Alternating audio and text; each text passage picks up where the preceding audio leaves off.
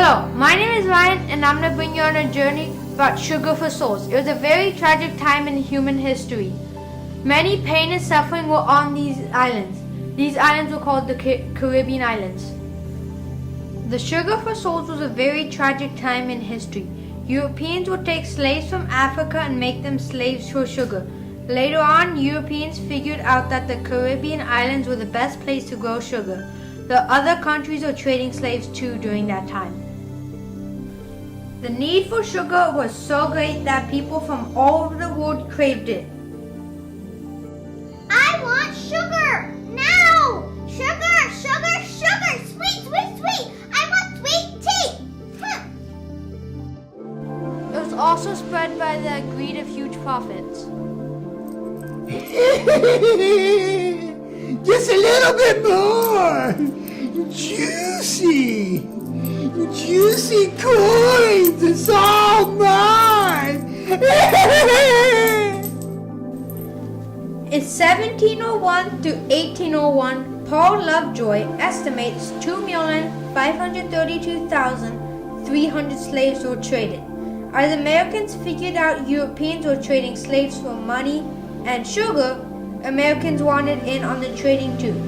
Europeans couldn't just give away slaves, so they made a fee every time they sold their slaves. In the 17th century, Brazil and Barbados figured out a machine that could produce sugar. Those machines were not one of the best machines. In the 18th century, they perfected that machine. They would trade machines for sugar slaves too.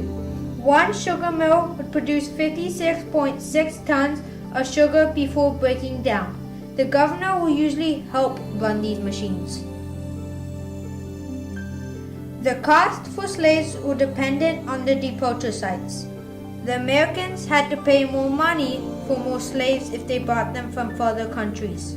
The traders had full responsibility of slaves until they reached their destination.